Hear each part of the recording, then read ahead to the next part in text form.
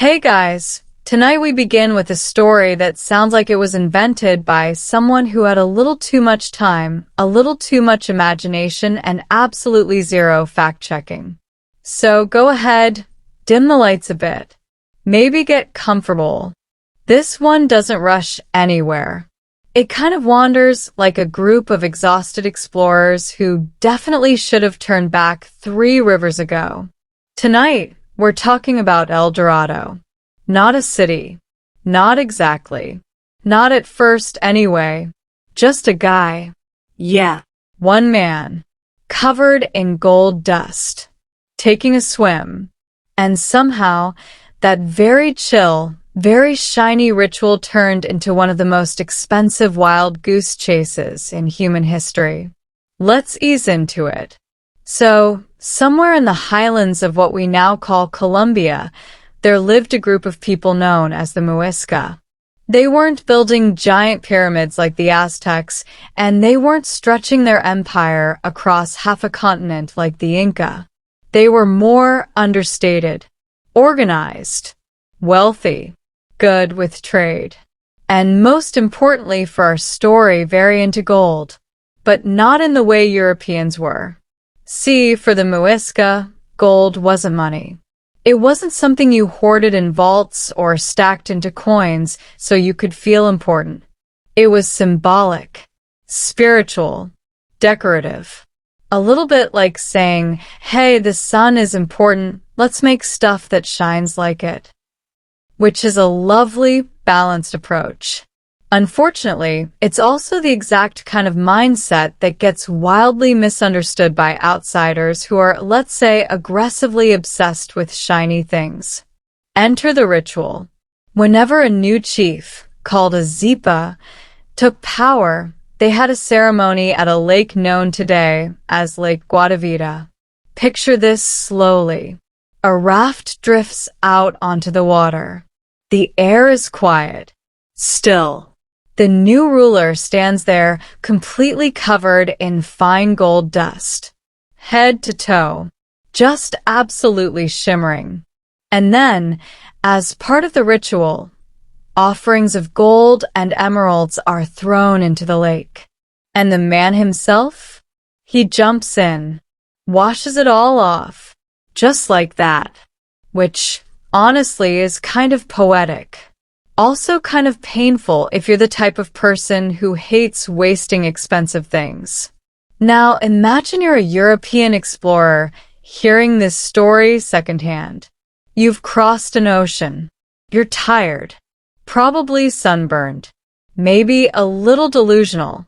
And someone casually mentions, oh yeah, there's a guy who literally covers himself in gold and throws treasure into a lake. Of course you're going to take that completely out of context. Of course you are. And that's exactly what happened. Somewhere along the line, the story of a man covered in gold, El Dorado, meaning the Gilded One, slowly, lazily morphed into something else. Not a person anymore. A place. A city. Eventually, an entire kingdom where gold was supposedly everywhere. Streets paved with it. Walls dripping with it. Probably gold doorknobs, gold chairs, gold everything, because why not double down? And once that idea took hold, it spread like a rumor that no one wanted to question. Because questioning it would mean giving up on the possibility that somewhere out there was the easiest wealth imaginable. And people love that idea, especially when they're already halfway into a bad decision. So, naturally, the Spanish showed up. And leading that particular wave of optimism was a man named Gonzalo Jimenez de Quesada. Now, Quesada wasn't uniquely irrational. He was just very committed to a bad assumption. In the 1530s, he marched inland from the Caribbean coast, dragging along hundreds of men. Soldiers, servants, hangers-on, basically a moving collection of poor decisions. They weren't prepared for what they found. dense jungle, unpredictable rivers, weather that seemed personally offended by their existence. Food ran out, disease showed up. Morale quietly packed its bags and left. At one point, they were so desperate they ate their own horses, which is not a great sign, historically speaking. But Quesada kept going, because in his mind, there had to be something at the end of all this. There had to be gold, a city, a payoff that justified the slow collapse of everything around him. Instead, he found the Muisca. Real people, real communities, real culture. Not a golden city, just villages, trade networks, and yes, some gold objects, beautiful ones, but nothing even remotely close to the glittering fantasy he'd been imagining. And yet, even then, he didn't quite let go of the dream. Because once the idea of El Dorado settles into your brain, it doesn't leave easily. It just shifts slightly out of reach. Oh, maybe it's not here, you tell yourself. Maybe it's just a bit further. A bit deeper into the jungle. A bit higher into the mountains. A bit further away from reality. And that's how the legend survives. Not because anyone actually finds it, but because no one wants to be the one who stopped just one expedition too early. So Quesada claimed the land for Spain, took what valuables he could, and called it a kind of success, which is a generous interpretation. Meanwhile, back in Europe, the story didn't shrink. It grew. Because of course it did. Reports came back, exaggerated just enough to keep the fantasy alive. Gold was mentioned. Rituals were described badly. Details were stretched until they snapped. And suddenly, El Dorado wasn't just one place anymore. It was everywhere. Maybe it was in the Amazon. Maybe it was in the Andes. Maybe it was somewhere no one had thought to look yet, which, conveniently, meant it could never be disproven. Just endlessly postponed. And that brings us to the next group of people who thought, you know what? I bet we'll be the ones to find it. Which is always how this goes. Let's float over to another royal-adjacent disaster. This time, involving a man who technically wasn't a king, but definitely had the ego of one.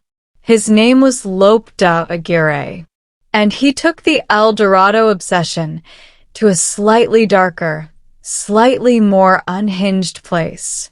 Aguirre joined an expedition down the Amazon River, which already sounds like a bad plan if you think about it for more than 5 seconds. The goal? Find El Dorado, obviously. The reality? Long stretches of river, thick jungle, supplies disappearing faster than hope. Tension started to build. People got nervous. Leadership got shaky.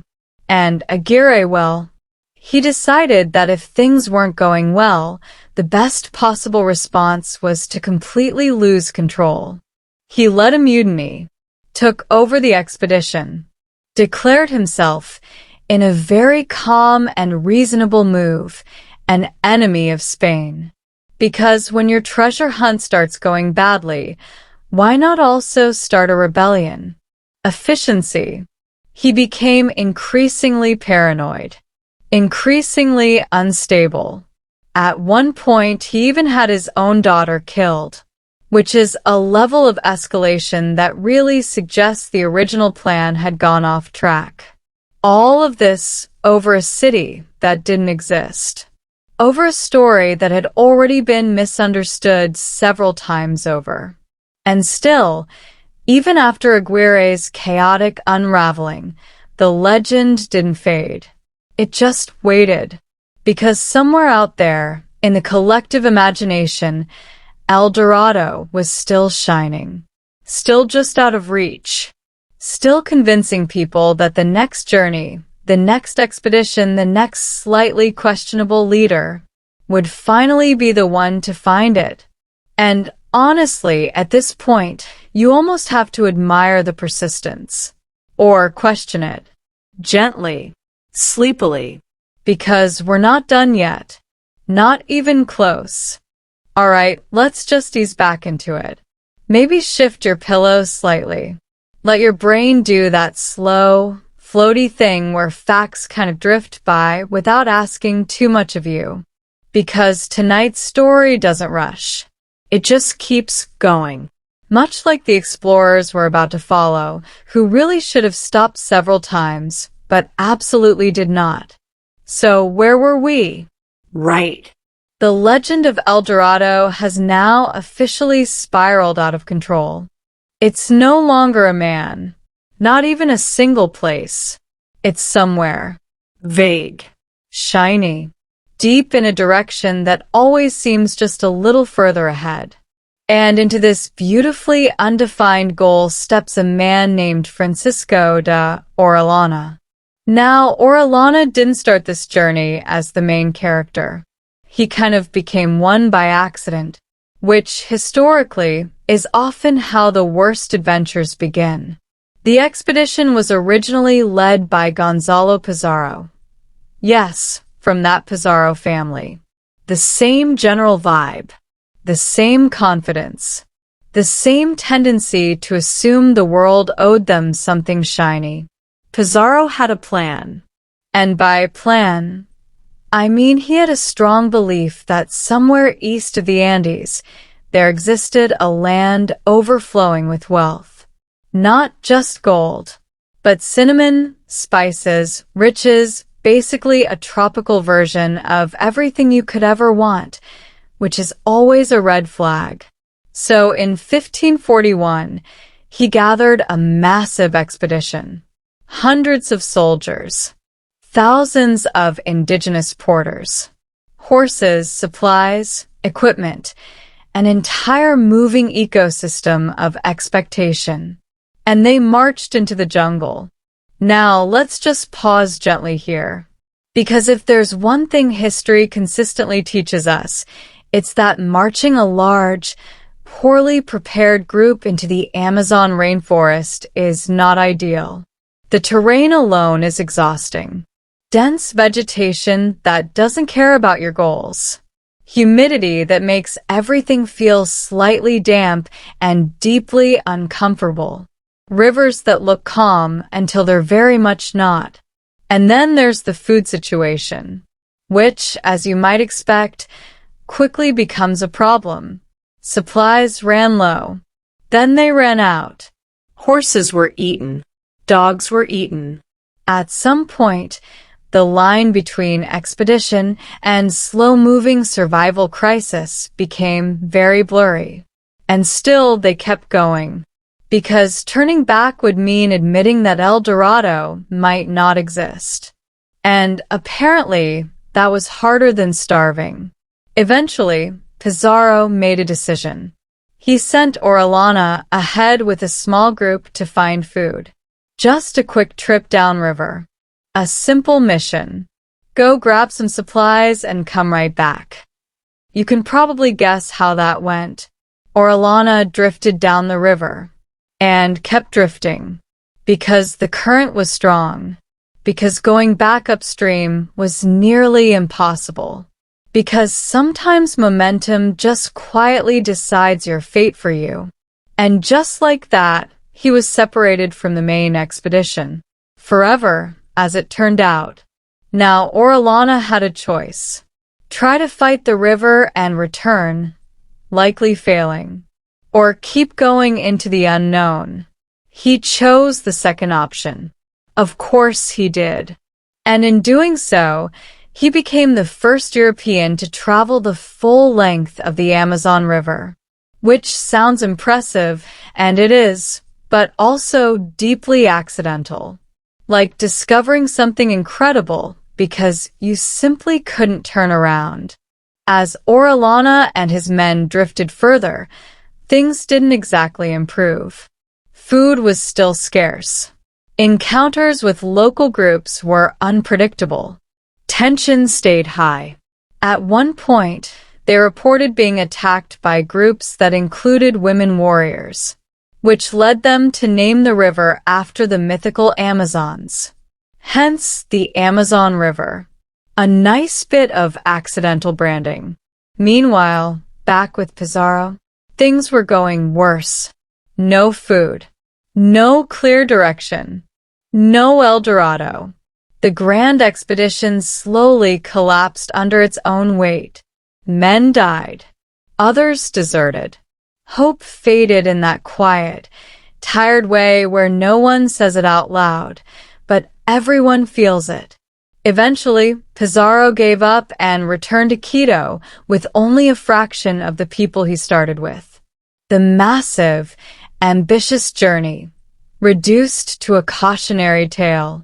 But did this stop the legend? Of course not. If anything, it made it stronger, because now there were stories. A vast river, strange lands, unmapped territories, all of it just mysterious enough to keep the dream alive.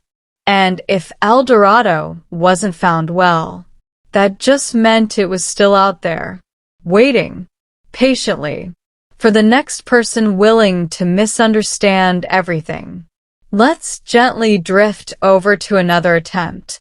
This one comes with a slightly more polished reputation, a bit more organization.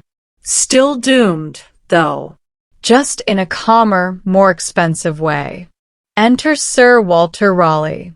Now, Raleigh was not wandering blindly into the jungle. He was calculated, ambitious, very aware of how stories worked. He knew about El Dorado, and more importantly, he knew how powerful the idea of it was. So in the late 1500s, he set his sights on South America, specifically the region we now call Guyana. Raleigh believed the Golden City wasn't in Colombia or Peru. No. It was further east, hidden somewhere along the Orinoco River. Because at this point, El Dorado had become portable. You could move it around the map as needed. Very convenient. Raleigh launched an expedition in 1595. He didn't find a golden city, but he did something arguably more effective. He wrote about it. He published a book titled The Discovery of Guyana, and in it, he described a place called Manoa, a great and wealthy city filled with unimaginable riches. Now, was this based on solid evidence? Not really. Just beyond the edge of the known world. All you had to do was go get it. And maybe ignore the long list of people who had already tried and quietly failed. Raleigh's story didn't just keep the legend alive. It upgraded it, gave it structure, location, a kind of literary polish. El Dorado was no longer just a rumor. It was now a destination, even if no one could actually reach it. And so the cycle continued. Expeditions would set out. Maps would be drawn. Hope would rise, and then slowly dissolve into reality. Again, and again, And again. because the truth was always the same. There was no golden city, no endless treasure, just a story that had been stretched so far, it barely resembled its origin anymore. But we're not quite ready to admit that yet. Not fully. Because in the next part, we'll sink into one of the most oddly persistent aspects of this whole legend. A lake. A quiet, still place that people became absolutely convinced was hiding unimaginable wealth beneath its surface. And naturally, they tried to drain it, because of course they did. So, just relax. Let your thoughts drift a little. We're heading back to the water next. Alright, let's settle back in. Maybe pull the blanket up just a little higher. Let the room get quieter. Because now we're returning to something much calmer, at least on the surface. A lake. Still water. Soft mountain, well, the Colombian version of that. Nothing dramatic. Nothing urgent. Just a peaceful place that, unfortunately, became the center of a very determined misunderstanding. We're going back to Lake Guatavita. Now, if you remember from earlier, this lake was part of that Muisca ritual. A new leader, covered in gold dust, stepping onto a raft. Offerings of gold and emeralds being gently tossed into the water. Then a quiet dive to wash it all away. It's reflective, symbolic, a moment of transition. And for the Muisca, that's all it was meant to be. But for the Spanish, this sounded less like a ceremony and more like a savings account with no security system. So, naturally, they decided the logical next step was, let's drain the lake, which, if you say it slowly, still sounds like a terrible idea. But they were committed, deeply committed. The first attempts happened not long after the Spanish arrived in the region. Word spread quickly that the lake held treasure, years and years of offerings sitting quietly at the bottom. And honestly, for once this wasn't entirely wrong. There was gold in the lake, just not in the dramatic, endless, city-sized way people were hoping for. Still, that didn't stop them. In the 16th century, a man named Hernán Pérez de Quesada, yes, related to our earlier Quesada because apparently this was a family hobby, decided to try draining it. His method? Very simple. Cut a notch into the side of the crater and let the water flow out. Which sounds straightforward until you remember that this is a deep, circular lake sitting in a steep volcanic basin. So what actually happened was a lot of effort. Some water reduction, a glimpse of muddy shoreline, and then not much else. They found a few gold objects, enough to keep the idea alive, not enough to justify the scale of the effort. But here's the important part. They didn't see this as a failure. They saw it as almost success. And almost is a very dangerous word when you're dealing with obsession, because almost means you were close. And if you were close once, you can be close again. So over the next few centuries, people kept coming back. Different attempts, different methods. Same quiet hope that this time, they'd finally reach the bottom and uncover something extraordinary. Let's gently float forward to the 1800s. By now, technology had improved. Ambitions had not calmed down. A group of investors, because yes, this had now become a business opportunity, decided to take a more organized approach. They formed a company, raised funds, brought in equipment, all to answer the same question people had been asking for generations. What's at the bottom of that lake? They dug a tunnel, a proper one this time, engineered, planned, slightly more professional than just hacking away at the side. And slowly, the water level dropped. Not completely, but enough to expose parts of the lake bed. And what they found was, well, a little underwhelming. Some gold artifacts. Small pieces. Interesting, yes, but not overwhelming. Not the kind of discovery that rewrites history. Not the legendary treasure people had imagined. And then something quietly inconvenient happened. The exposed mud hardened, like clay baking under the sun, which made further excavation extremely difficult. So even though they had technically gotten closer than anyone before, they still couldn't reach whatever lay deeper. And once again, The result was just enough to keep the legend alive. Not proven, not disproven, just lingering. Eventually, after repeated attempts and diminishing returns, interest started to fade. Not disappear completely, because stories like this never fully go away, but soften.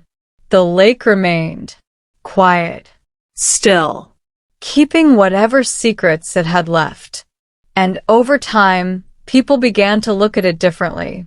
Less as a treasure vault, more as a cultural site, a place connected to real people, real traditions. The Muisca weren't trying to hide wealth.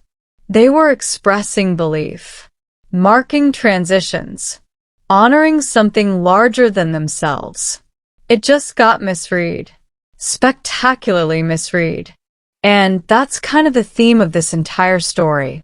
A small truth expanded into a massive illusion.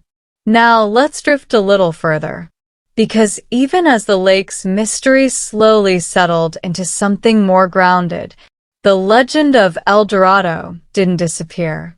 It just moved again, shifted location, changed form, because by this point, El Dorado wasn't really about a specific place anymore. It had become something else entirely. An idea, a symbol of endless possibility, of wealth just out of reach, of the belief that somewhere there's an easier path to everything you want. And that idea, that's much harder to drain than a lake. So people kept searching. Maps were redrawn. Rumors were recycled. New expeditions quietly convinced themselves they'd succeed where others hadn't, even as evidence gently suggested otherwise. But we're not quite ready to let it go either. Not yet. Because in the next part, we'll look at how El Dorado slowly transformed from a real misunderstanding into something almost mythological, a story that people continued to believe, not because it was proven, but because it felt like it should be true. And honestly, that's sometimes more powerful. So just relax. Let the water settle. We're drifting into legend now. Alright, let's ease back into it. Maybe shift slightly. Get comfortable again. No sudden movements tonight. Nothing urgent. Because at this point in the story, nothing really happens anymore. And yet, somehow, everything continues. We've drained lakes. We've lost expeditions. We've followed rivers that refuse to cooperate. And still, El Dorado is out there. Not found. Not confirmed. But also not completely dismissed. Just floating. Like a thought you never quite finish. So let's talk about what happens when a story stops being about facts and starts being about belief. Because that's where El Dorado quietly settles in. By the time we move into the 17th and 18th centuries, something subtle has changed. People are still talking about El Dorado, but fewer of them are actually going out and trying to find it, which is probably a healthy development. Instead, it becomes a kind of background idea, a maybe, a what if. Maps still sometimes include it, tucked into corners of South America, often somewhere vague and slightly speculative. A city here, a kingdom there, always just far enough away to avoid being checked too carefully. Cartographers, those quiet map makers with a talent for both precision and imagination, start including places like Manoa, the supposed golden city described by Sir Walter Raleigh. And once something appears on a map, it gains a strange kind of authority, even if it probably shouldn't. Because maps feel official. They suggest certainty, structure, confidence, even when they're quietly guessing. And El Dorado benefits from that. It becomes less of a rumor and more of a possibility that hasn't been ruled out yet, which, as it turns out, is enough. Now, let's gently step away from the jungles for a moment, because something interesting is happening back in Europe. Writers, thinkers, and storytellers begin to pick up the idea of El Dorado and use it in a completely different way, not as a real place to find, but as a concept, a symbol. One of the most famous examples comes from Voltaire. In his novel Candide, he includes a version of El Dorado that's almost the opposite of what the explorers imagined. In this version, El Dorado is a place where gold is so common, it's basically meaningless. Children play with it. Streets are casually decorated with it. No one fights over it. No one obsesses about it, which, if you think about it, is a very quiet kind of joke. Because the Europeans spent centuries chasing gold. And here's a story suggesting that in the ideal society, gold wouldn't matter at all. It's just there, like pebbles. And the real value lies somewhere else entirely. It's a gentle critique, a soft, philosophical shrug, and it marks a shift. El Dorado is no longer just a physical place people are trying to reach. It's now an idea people are thinking about, questioning, reinterpreting. But of course, not everyone gets the memo. Because even as the intellectuals are turning El Dorado into metaphor, there are still people, quietly, stubbornly, who think it might actually be real. Still out there. Still waiting. And every so often someone decides to check. Not with the same chaotic energy as the early conquistadors, but with a calmer, more methodical curiosity. Explorers begin mapping South America more accurately. Rivers are charted. Mountains are measured. Regions are slowly, patiently understood. And with each new piece of information, the available space for El Dorado shrinks. Not dramatically, just gradually, like a shadow fading as the light improves. Still, the legend adapts, because it always does. If it's not in one place, it must be in another. If it's not a city, maybe it's a lost civilization. If it's not gold, maybe it's something even more valuable. The details shift. The core idea remains. There is something extraordinary just beyond reach. And honestly, it's kind of comforting. In a quiet, sleepy way. Because it keeps the world feeling a little bigger than what we know. A little more mysterious. Even if the evidence keeps gently pointing in the other direction. Now let's drift back, just briefly, to the place where all of this began. The Muisca. Their ritual. Their lake. Their understanding of gold. Because as the legend evolves, their story gets a bit lost. Overshadowed by the fantasy built on top of it. But modern archaeology and historical research have slowly, carefully pieced things back together. And what we see is something much more grounded. No hidden empire of endless wealth. No city made entirely of gold. Just a society that valued craftsmanship, symbolism, connection to the natural world. Gold wasn't currency. It was meaning. And the idea of throwing it into a lake wasn't wasteful. It was intentional. A gesture.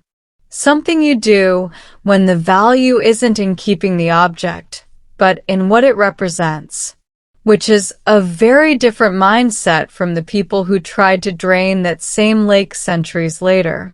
And that contrast, quietly, gently, tells you everything you need to know about how El Dorado became what it is.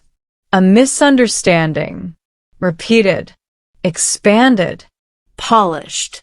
until it became something entirely new. And here we are, centuries later, Still talking about it. still imagining it, even though we kind of know, or at least suspect, that it was never what people hoped it would be. But we're not quite done yet. Alright, let's settle in one last time. Maybe adjust your blanket, let your shoulders drop a little. No more jungles to push through. No more lakes to drain. Just a slow, quiet landing. Because by now, you can probably feel it. That soft realization that's been drifting through the story the whole time. El Dorado was never really there. Not as a city. Not as a kingdom. Definitely not as a place with golden streets and casually glittering furniture. It began as something small. A ritual. A moment. A man, covered in gold dust, standing on a raft in a quiet lake in Colombia. And from that, everything else unfolded. Slowly. Almost lazily. One misunderstanding at a time. But here's the interesting part.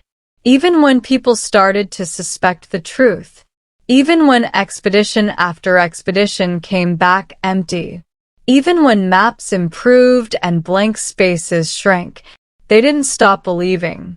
Not completely. Because El Dorado wasn't just about gold. It was about something a little deeper. A little more human. The idea that somewhere there's an easier version of success. A place where effort suddenly pays off. Where struggle turns into reward. Where everything you've been chasing finally clicks into place. And honestly, that's a very hard idea to let go of. So instead of disappearing, El Dorado just changed shape. It moved out of the jungle, out of the rivers and mountains, and into language, into imagination. Even today, people still use the term El Dorado to describe something they desperately want but haven't found yet. A perfect opportunity, a hidden breakthrough, a dream that feels just within reach. And it's usually just a little further away than expected, which is, if you think about it, exactly how the original legend behaved. Always ahead, always promising, never quite arriving. And maybe that's why it lasted so long, because it wasn't completely false. There was gold. There were rituals. There were real places like Lake Guatavita holding real objects beneath their surface, just not in the way people imagined, not in the scale they hoped for. It was a story built on a truth that got stretched, then stretched again, until it became something else entirely. Something that said more about the people chasing it than the place itself. Now, let's gently zoom out. Because if you look at the pattern here, it's not unique. El Dorado is just one version of a much larger habit. People hear something intriguing. They fill in the gaps. They add a little more detail, a little more excitement. And over time, the story grows, becomes smoother, brighter, more appealing, until it's almost impossible to separate what's real from what was added later. And once enough people believe it, it starts to feel true, even if it never was. The conquistadors weren't just greedy. They were hopeful, maybe a little too hopeful. They crossed oceans, endured brutal conditions, pushed themselves far beyond what made sense, all for the possibility that somewhere out there, life could suddenly become easier, better, richer. And when they didn't find it, they didn't always question the idea. They questioned their location. Maybe we just looked in the wrong place, which is a very gentle way of avoiding a harder thought. Maybe it doesn't exist. And that thought, it takes time to settle. Even now, in a world where we've mapped almost every corner of the planet, that instinct hasn't gone away. We still look for our own versions of El Dorado. In careers, in ideas, in shortcuts that promise more than they can realistically give. And sometimes we even get a little close. We find something valuable, something real, but not quite what we imagined. And then we face the same quiet decision those explorers did. Do we accept what we've found, or do we keep going? Just a little further, just in case. And there's no dramatic answer to that. No sudden conclusion. Because this isn't really a story about discovery. It's a story about pursuit, about how far people will go, and how long they'll keep going, when the promise is just convincing enough. So what was El Dorado, really? Not a city, not a kingdom, just a moment misunderstood. A ritual, observed from the outside and interpreted through a completely different lens, and then carried forward by imagination, by ambition, by that quiet, persistent belief that something extraordinary is always just out of sight. And maybe in a calm bedtime kind of way, that's not the worst thing. As long as we remember where it came from, as long as we don't lose ourselves chasing it. Too far, too long, through jungles we don't need to enter, looking for something that was never meant to be found. So just let that settle. No rush, no big ending, just a slow fade, and a quiet thought to drift off with. Sometimes the story is the treasure, and sometimes that's enough. Alright, if you're still here, just settle in a little deeper. This part is softer, more like an afterthought that refused to leave. Because even though the main story has already gently ended, El Dorado didn't. It never really does. It just lingers, quietly, like a word you've heard too many times to question anymore. So let's drift through what happened after everything was supposedly figured out. Because history doesn't really do clean endings. Even after explorers stopped marching into the jungle with grand promises and questionable planning, the idea of El Dorado kept resurfacing. Not loudly, not dramatically, just occasionally. Someone would publish a theory. Someone else would suggest a new location, a forgotten valley, a hidden plateau, a place where, somehow, no one had properly looked yet, which is always a little optimistic, but also very human. Even into the 19th and early 20th centuries, travelers and writers would casually mention the possibility that something had been missed. Not a massive golden empire anymore, just remnants, lost artifacts, hidden caches, fragments of a story that might still have something left to give. And every time that idea appeared, it carried the same quiet energy. What if there's still something there? And that question, it's very persistent. But alongside that curiosity, something else was happening too. A slower, steadier process. Archaeologists, historians, researchers, people who were less interested in chasing myths and more interested in understanding reality, began to piece things together more carefully. And what they found wasn't disappointing. It was just different. The Muisca weren't hiding a lost city. They were building a culture, a structured, interconnected society with trade, art, and meaning woven into everyday life. Their gold work was intricate, deliberate, symbolic, not piled into vaults or shaped into coins, but crafted into objects that carried significance. And when those objects were offered to the water, like at Lake Guadavita, it wasn't about losing wealth. It was about giving something back, which is a very calm, very balanced idea, and also the exact opposite of how the story was interpreted. Because from the outside, especially through the lens of European explorers, it looked like waste. And where there's waste, there must be more, hidden somewhere, waiting to be collected. It's a small misunderstanding, but repeated enough times, it becomes something much larger. And that's exactly what happened. Now let's drift just a little further forward, into the modern world. Because even today, El Dorado hasn't completely let go. You'll still see the name pop up. In books, in movies, in video games. Sometimes it's a literal city of gold. Sometimes it's a metaphor for something bigger. Something unattainable. Something people chase, even when they know better. And every version adds a tiny layer to the legend. Keeps it alive. Keeps it just believable enough. Because the truth, calm, grounded, historical truth, isn't always as appealing as a shimmering possibility. And that's okay. Stories evolve. They shift to match what people need.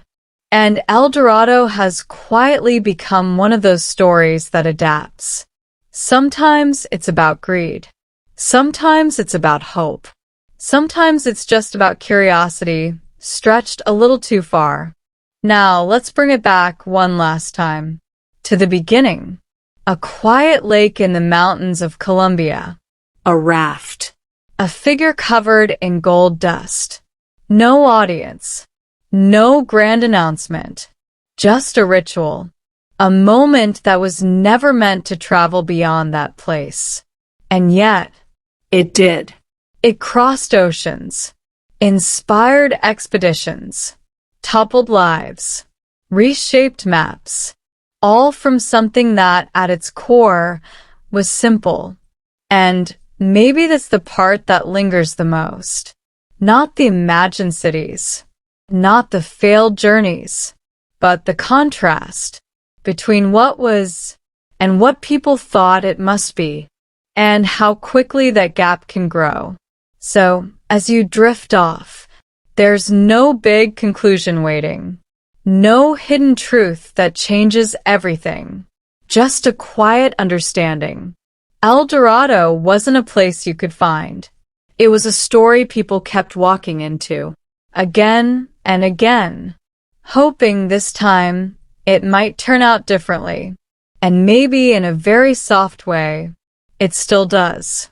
In different forms, in different places, not in jungles or lakes anymore, but in ideas, in ambitions, in those small, persistent thoughts that say, just a little further. And with that, we can finally let it rest. No more searching, no more drifting rivers, just still water, and a story that, somehow, managed to travel farther than anyone who ever went looking for it. Alright, Justy's back in one last time. No new places tonight. No new explorers making questionable life choices. Just a slow, gentle reflection, the kind that sort of drifts in and out while you're half asleep. Because even though the story of El Dorado has already faded into something soft and distant, the pattern behind it hasn't gone anywhere. It's still here, still repeating, just in quieter ways. Now, if we go all the way back, past the expeditions, past the maps, past the slightly overconfident men in heavy armor, we end up in a very calm place. A lake. A ritual. The Muisca doing something that made perfect sense to them. And only them. No announcement. No explanation for outsiders. No effort to translate meaning across cultures. Just an act. And then someone sees it. Or hears about it. and interprets it differently. Because that's what people do. We take something unfamiliar, and we reshape it into something that fits what we already understand. So when the Spanish heard about gold being used in rituals, they didn't think, "Oh, that's symbolic." They thought, "Where's the rest of it?" Which is a very specific mindset, a very focused kind of curiosity. And from there, everything builds. Slowly, quietly, almost innocently at first. A story gets told, then retold. Details shift just a little. Someone adds a guess. Someone else adds confidence. And before long, you're no longer talking about a person covered in gold dust. You're talking about a city, a kingdom, an entire world where wealth is effortless and everywhere. Which, if we're being gently honest, is a very appealing idea. And that's the part that matters. Not whether it's true, but whether it feels like it could be. Because once a story reaches that point, it doesn't need proof anymore. It just needs people who want it to exist. And history is very good at providing those people. Now, let's float slightly away from El Dorado itself and look at the shape of it, because you'll start to notice something familiar. There's always a place that promises more than it should. A land of opportunity, a shortcut to success, a version of life where everything just works. And it's always just far enough away that you can't quite confirm it, but close enough that it feels worth trying. That's the sweet spot. That's where El Dorado lived. Not in the jungle, not in the lake, but in that small space between possibility and proof. And once it settled there, it became almost impossible to remove. Even as evidence piled up, even as expeditions failed, even as people quietly returned home with less than they started with. The idea stayed, because giving it up would mean accepting something a little less exciting, a little more ordinary, and that's not always easy. So instead, the location changes. The details shift, the story adapts, and the search continues, just in a slightly different direction. Now, let's come back for a moment to Lake Guatavita, because it's still there. Still quiet, still holding whatever small pieces of history remain beneath its surface. No longer being drained, no longer treated like a puzzle to be solved, just existing. And that feels important, because it reminds us that the real story didn't disappear. It just got covered up, not by water, but by imagination. Layer after layer of expectation. Until the original meaning became harder to see. But not impossible. It's still there. In the details. In the artifacts that were found. In the understanding that slowly replaced the guessing. And that's kind of how these things resolve. Not with a big revelation. Not with a dramatic moment where everything becomes clear. Just gradually. Quietly. As people take the time to look a little closer, to ask better questions, to accept answers that are less exciting but more real. And honestly, there's something peaceful about that. No pressure to chase. No need to push further into something uncertain. Just a gentle shift from what if to what is, which is calmer, easier to sit with. Now, as we let this settle, there's no final twist waiting. No hidden city about to appear at the last second. Just a simple, steady thought. El Dorado was never something you could reach, because it was always moving, always adjusting to stay just ahead of whoever was looking for it. And maybe that's why it lasted so long. Not because it was hidden well, but because it was never meant to be found in the first place. It was meant to be followed. And now, we can stop. No more maps. No more rivers.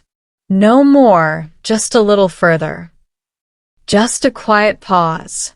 And a story that's finally allowed to rest. Alright, now we really are at the end. No more drifting forward. No more, just one more expedition. Just a slow exhale. You can almost imagine the surface of Lake Guadavita again. Still. Undisturbed. Like none of this ever happened. And in a way, for the people who were there at the beginning, it didn't. Because long before the story spread, before the maps stretched and shifted, before men crossed oceans chasing something they barely understood, there was just a quiet ritual. The Muisca standing at the edge of the water. A new leader stepping forward. Gold dust catching the light just for a moment. And then gone. Washed away. Not saved. Not counted. Not chased. Just released. Which is a very calm way to treat something the rest of the world would later become completely obsessed with. And maybe that's the soft irony sitting underneath everything. The people who inspired the legend weren't trying to hold on to gold. And the people who heard about it couldn't stop trying to find more of it. Two completely different relationships with the same material. And somewhere between those two perspectives, El Dorado was born. Not as a place.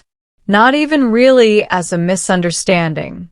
But as a gap, a space between meanings. One culture saying, this is symbolic. Another hearing, this must be everywhere. And once that gap opened, it just kept widening, with every retelling, every assumption, every confident guess built on something half understood, until the original story became almost unrecognizable. And yet, it never fully disappeared. It just sat quietly underneath everything else, waiting for someone to notice it again, which eventually they did. Historians, archaeologists, people willing to move a little slower, to look at the details instead of the dream. And what they found wasn't disappointing. It was just quieter, less dramatic, more human. A culture with its own logic, its own meaning, its own way of seeing the world. Not better, not worse, just different. And once you see that clearly, the need for El Dorado as a golden city starts to fade. Not suddenly, just gently, like a light dimming, because the real story doesn't need it anymore. Now, if we zoom out one last time, past the lake, past the jungle, past all the hopeful, slightly misguided journeys, what we're left with is something surprisingly simple. People heard a story. They wanted it to be bigger, so they made it bigger. And then they believed it, long enough for it to become real in a different way. Not as a place you could visit, but as an idea you could carry. And maybe that's why it never really ended. Even now, the name El Dorado still floats around. It shows up in conversations, in stories, in quiet thoughts about things we haven't quite reached yet. Something better, something easier, something just out of sight. And there's nothing wrong with that, as long as it stays gentle. As long as it doesn't pull you too far away from what's actually there. Because if this story teaches anything, it's that chasing something imagined can take you very far from something real. Through jungles you didn't need to cross. Into places that never had what you were looking for. All while the original meaning sits quietly back where it started. So maybe the soft ending here isn't about proving anything or correcting the past. It's just about noticing. Noticing how easily stories grow, how naturally people fill in gaps, How tempting it is to believe in something a little brighter than reality, and then letting it settle, like gold dust in water. Not gone. Just no longer clinging to the surface. So as everything fades out, there's no final discovery waiting. No hidden city rising from the mist. Just a lake, a memory, and a story that traveled very far without ever needing to. And that's enough. Really, that's more than enough. All right, now we're really just drifting. No destinations left. No questions we need to answer. Just a quiet space where the story can slow down and finally rest. Because at some point, every story like this, every legend that stretched a little too far, traveled a little too wide, has to do one simple thing. It has to settle, not disappear, just soften. And that's what happened to El Dorado.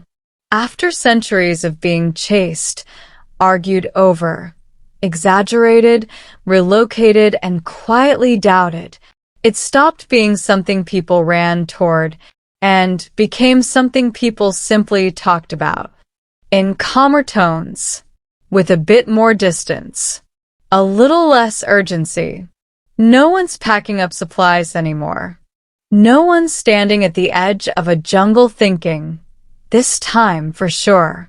Instead, it lives in stories, in quiet mentions, in that familiar feeling of almost.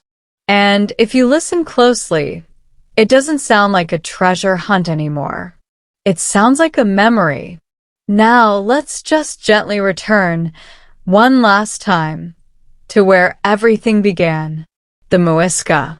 Because through all of this, through all the noise and movement and misunderstanding, their world kept going. Their traditions, their meanings, their way of seeing things, even as outsiders tried to reinterpret it, even as their rituals were turned into rumors, even as their quiet lake became something much louder in someone else's imagination. There's something steady about that. Something that doesn't need to travel to matter. And maybe that's the soft contrast that lingers here. One story stayed in place. The other couldn't stop moving. Now, if we look at El Dorado as it exists today, it's not really about gold anymore. Not literally. It's more like a word people use when they don't have a better one. A shortcut for something desirable but distant. A dream that feels close enough to chase but far enough to stay just out of reach. And the interesting thing is, we usually know that. Deep down, we know when something feels a little too perfect, a little too easy, a little too much like a promise that doesn't quite match reality. And yet, there's still a part of us that leans in. Just a little, just to see. Because maybe, just maybe, this time will be different. And that's not foolish. It's just human. The same quiet curiosity that pushed people across oceans now shows up in smaller ways, safer ways, less exhausting ways. But the shape of it is still there. That soft pull towards something better. Something brighter. Something that feels like it might change everything if we could just reach it. And maybe the real shift, the calm, gentle ending to all of this, isn't about rejecting that feeling. It's about recognizing it. Not letting it drag you too far. Not letting it turn into another endless search. Just noticing it when it appears. Letting it pass. Like a thought that doesn't need to be followed. Because the truth, the quiet, steady truth, is usually much simpler. Less dramatic. Less golden. But also more real. And a lot easier to live with. So as this story finally winds down, there's no final lesson being handed to you. No neat conclusion tied up with a ribbon. Just a soft awareness that sometimes the things people chase the hardest, are the things that were never meant to be caught. And sometimes, the moment you stop chasing is the moment the story finally makes sense. So just let that sit. No need to hold on to it. No need to think it through. Just let it drift, like everything else in this story. And with that, we can let El Dorado do what it probably should have done a long time ago. Rest. Quietly. Exactly where it started. And nowhere else. Alright, this is it. No more drifting after this. No more quiet turns in the story. Just one final moment where everything softens and settles into place. So just get comfortable. Let your thoughts slow down. Because there's nothing left to chase now. El Dorado has already done everything it was going to do. It started as a moment, a single image, a leader of the Muisca, standing quietly on a raft somewhere in the highlands of Colombia, gold dust on his skin, water waiting below, no audience beyond his own people, no intention of being remembered by the world. And yet, that image traveled, slowly at first, then faster, picked up by voices that didn't quite understand it, but felt something in it worth repeating. And each time it was told, it changed just a little. A detail added, a meaning adjusted, a gap filled in with imagination, until the simple became complex, the quiet became loud, and a man became a city, then a kingdom, then something even less defined, a promise. And once it became a promise, it stopped needing to be real. It just needed to feel possible. That's all it ever asked for. Not proof, not evidence, just enough space in people's minds to exist. And it found that space easily, because people are very good at making room for things they want to believe in, especially when those things shimmer a little. Now, if you think about everything that followed, the journeys, the maps, the slow, exhausting movement through places that didn't owe anyone anything, it all came from that one shift. From this happened to this must mean more. And once that door opened, no one really closed it. They just kept walking through, again and again, hoping that eventually it would lead somewhere solid, somewhere real. But it never did, not in the way they imagined. And maybe that's okay, because not every story needs to end with discovery. Some stories just reveal something along the way, something quieter, something easier to miss. Like this. The world is already full of meaning. It doesn't always need to be expanded into something bigger to matter. The Muisca didn't need a golden city. They already had something complete, something that made sense within their own world. It was only when that meaning was taken out of context, stretched across distance and expectation, that it turned into something else, something heavier, something people felt the need to chase. And once that happened, it became difficult to stop. Because chasing something is strangely comforting. It gives direction, purpose, a sense that you're moving towards something important, even if that something keeps moving away. But now, here at the very end, there's nothing left to follow. No next expedition. No final clue. Just stillness.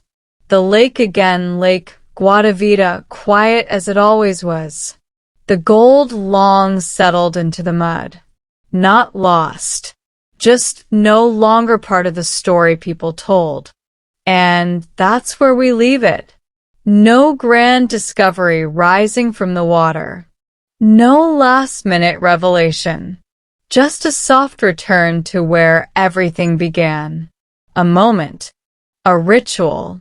A meaning that didn't need to travel but did anyway. And as you let that fade out, there's nothing to figure out. Nothing to hold on to. Just a gentle thought to drift off with. Some things are meant to be found. They're meant to be understood. And then let go. So let it go. Let the story rest. Let the gold sink back beneath the surface. And let your thoughts do the same. No more searching. No more wondering. Just quiet. And sleep.